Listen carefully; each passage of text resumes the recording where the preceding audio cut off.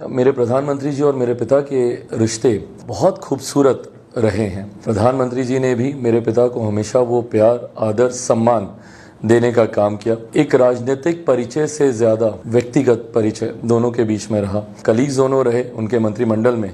लंबे समय तक मेरे नेता जब तक जीवित थे उनके मंत्रिमंडल का वो हिस्सा रहे। 2014 में पहली बार मोदी सरकार में उनको मंत्रालय की उनको जिम्मेदारी दी गई, उनको मंत्री पद उनको दिया गया। और मेरे लिए बड़ी बात थी जब प्रधानमंत्री जी 2020 विधानसभा के चुनाव में जब वो बिहार आए, और बिहार में वो पहला चुनाव था मेरे पिता के जाने के बाद विधानसभा का, और सबसे पहले मंच पर बिहार में आते उन्होंने मेरे पिता को याद कर कर कहा, और उन्होंने बहुत खूबसूरती से इसी बात को कहा कि वो अपनी अंतिम सांस तक प्रधानमंत्री जी के साथ थे। And that was true.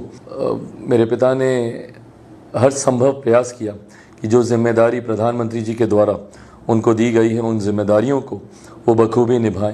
प्रधानमंत्री जी ने भी मेरे पिता के द्वारा किए गए हर कार्य को सराहने का काम किया, और आज भी हर मन से मेरे पिता को जाने के बाद जब प्रधानमंत्री जी उनको याद करते हैं तो अपना दोस्त, मित्र, एक करीबी साथी, इस तरीके से उनको जब वो संबोधित करते हैं, एक पुत्र होने के नाते मुझे अच्छा लगता है। मेरे लिए बड़ी बात है, मेरे परिवार के लिए ये बड़ी बात है कि देश के प्रधानमंत्री मेरे पिता के जाने के बाद आज भी उनको इतने अपनेपन से याद करने का काम करते हैं। मेरे प्रधानमंत्री मेरे पिता के अनुभव को बहुत ज़्यादा अहमियत देते थे।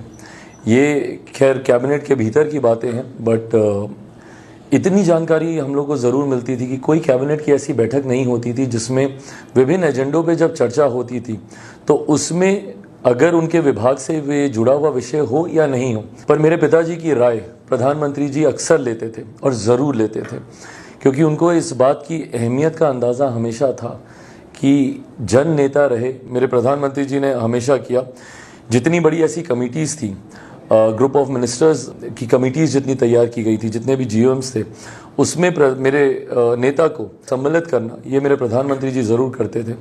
अंत में इतना ही कहूँगा कि उनके अनुभव का ज़्यादा से ज़्यादा लाभ लिया जा सके। 5 दशक से ज़्यादा मेरे पिता सक्रिय राजनीति में रहे। 69 में पहली बार वो विधायक बने, 77 से वो सांसद रहे। देश में 6 प्रधानमंत्रियों के साथ उन्होंने कार्य किया। इस अनुभव को हमेशा मेरे प्रधानमंत्री ने सम्मान देने का काम किया। जिस तरीके से उन्होंने तब मेरे परिवार का ध्यान रखा जब मेरे पिता अस्पताल में थे, ये वो दौर था जब प्रधानमंत्री जी के साथ एक नया और खूबसूरत रिश्ता और एक गहरा रिश्ता हम दोनों का बना। सोचिए, देश का एक प्रधानमंत्री दिन में 2-2 बार आपको फ़ोन करता, और डायरेक्टली वो आपको फ़ोन करते हैं। ऐसा भी नहीं कि वो किसी को बोलते हैं फ़ोन लगाने के लिए। सुबह 8:30 बजे, मतलब बिना समय आगे पीछे हुए, रोज़ सुबह 8:30 बजे उनका डायरेक्टली मेरे मोबाइल पर फ़ोन आता था।